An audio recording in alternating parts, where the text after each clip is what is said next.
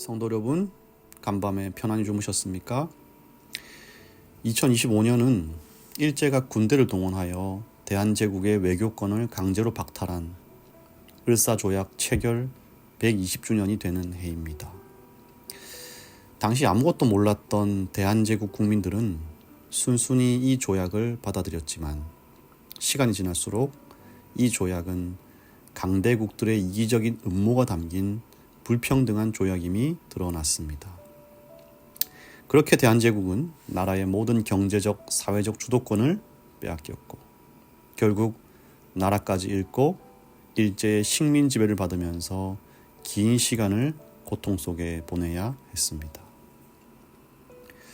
참 묘하게도 을사조약 1년 전인 1904년은 손흥조 임기반 선생에 의해 제7일 안식일 예수재림교회가 이 땅에 전해진 해입니다.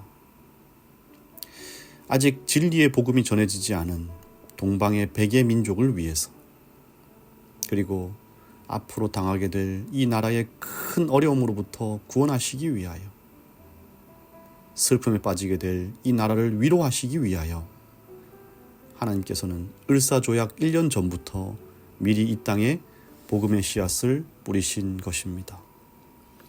을사조약은 참 뼈아픈 과거의 역사지만 그와 동시에 이 시대를 위한 남은 자손, 곧 한국재림교회가 태동하는 시기이기도 하였습니다.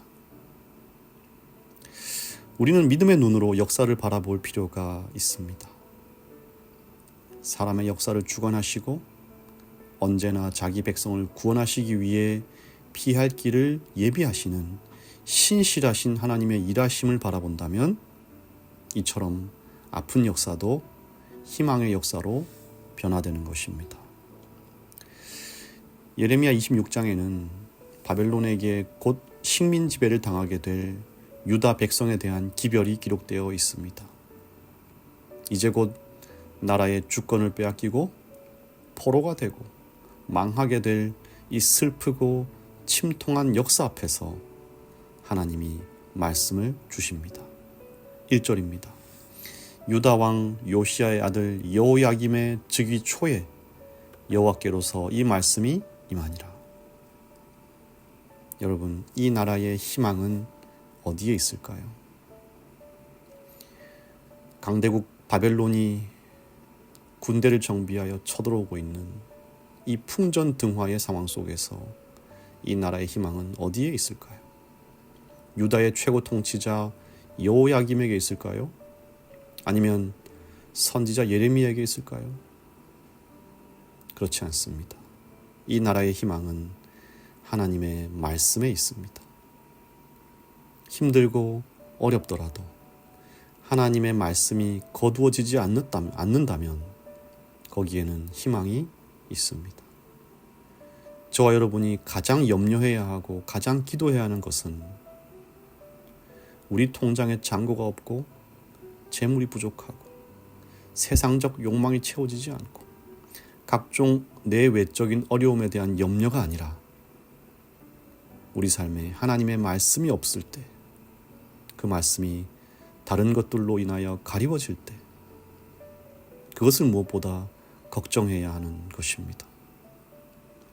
유다 나라는 어려운 상황이었지만 하나님의 말씀이 주어져 있었습니다. 그들이 나라를 잃고 포로로 잡혀가서 어려움 가운데 거한다고 할지라도 하나님은 자기 백성을 여전히 지키실 것이고 말씀을 주실 것이고 보호하실 것이었습니다. 그래서 그들이 이 말씀을 믿고 의지한다면 희망이 있었어요. 여러분, 하나님을 믿는 일에 있어서 가장 중요한 것이 있습니다. 바로 나의 뜻보다는 그분의 뜻을 구하는 것입니다. 그렇다면 유다를 향한 하나님의 뜻이 무엇이었을까요? 3절입니다. 그들이 듣고 혹시 각각 그 악한 길에서 떠나리라 그리하면 내가 그들의 악행으로 인하여 재앙을 그들에게 내리려 하던 뜻을 돌이키리라.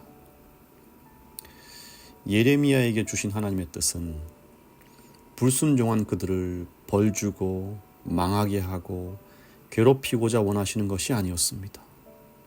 그것이 아니라 혹시 이 기별을 들은 그들이 악한 길에서 떠나 하나님께로 돌아올까? 혹시 그들을 하나님의 품으로 구원의 길로 돌이킬 수 있을까? 그것이 하나님의 본심이었어요. 하나님은 6절에서 이렇게 말씀하십니다. 예레미야 26장 6절입니다. 내가 이 집을 실로같이 되게 하고 이 성으로 세계 멸방의 저주거리가 되게 하리라 하셨다 하라. 여러분, 지금 어려움에 당해 있는 이 하나님의 백성들을 다른 민족의 조롱거리와 웃음거리가 되게 하시고 크게 망하게 하시는 하나님을 우리가 어떻게 받아들일 수 있을까요? 왜 하나님은 늘 그래오셨던 것처럼 능력으로 함께 하셔서 당장 저 근본 없는 이방 민족들을 혼쭐내주지 않으시고 왜 오히려 우리에게, 하나님 믿는 자들에게 굴복하라고 말씀하셨을까요? 네, 그 이유는 바로 그것이 하나님의 뜻이었기 때문입니다. 하나님은 이 어두운 시대의 고난과 절망을 통해서 유다 백성들이 하나님을 바라보기를 원하셨어요. 전쟁을 하고 맞서 싸워서 나라를 되찾는 것, 그것보다 우선되어야 하는 것이 있었어요. 지금 이 눈앞의 고난에서의 구원보다 먼저 되어야 하는 것이 있었습니다. 그것은 바로 백성들이 하나님을 바라보는 것이었습니다. 사랑하는 여러분, 하나님은 종종 우리의 경험과 생각과는 반대되는 말씀을 주실 때가 있습니다. 분명히 내 생각에는 이게 맞는 것 같은데 하나님은 그게 아니라고 하시는 거예요. 하나님이 때로는 왜 나에게 이런 일들을 허락하시는지 이해되지 않을 때가 있습니다. 그러나 여러분, 믿음의 참된 의미는 나의 뜻과 하나님의 뜻이 부딪힐 때 하나님의 뜻을 위하여 기꺼이 나의 뜻을 포기하는 것, 바로 그것이 믿음입니다. 왜냐하면 그 길이 생명의 길이기 때문입니다. 이사야 55장 8절에서 9절입니다. 여호와의 말씀에 내 생각은 너희 생각과 다르며 내 길은 너희 길과 달라서 하늘이 땅보다 높음 같이 내 길은 너희 길보다 높으며 내 생각은 너희 생각보다 높으니라. 오늘 하루도 나의 생각보다 높으신 하나님, 나의 길보다 높으신 주님의 뜻을 기꺼이 따르면서 생명의 길에 서는 우리 모두가 되기를 간절히 바랍니다. 오늘은 김가은 어린이를 위하여 기도합니다. 사랑이신 하나님 아버지, 김가은 어린이를 이 땅에 나게 하시고 이 아이가 믿음 안에서 주님을 바라보게 하시니 감사합니다. 주님의 은혜 가운데 장성하면서 밝고 명랑하고 착하고 총명하게 잘 자라게 하여 주시옵소서. 이 아이가 작은 손을 모아 드리는 순수한 기도를 받으시고 몸도 자라고 마음도 자라고 믿음도 자라게 하여 주시옵소서. 예수님의 이름으로 기도합니다. 아멘.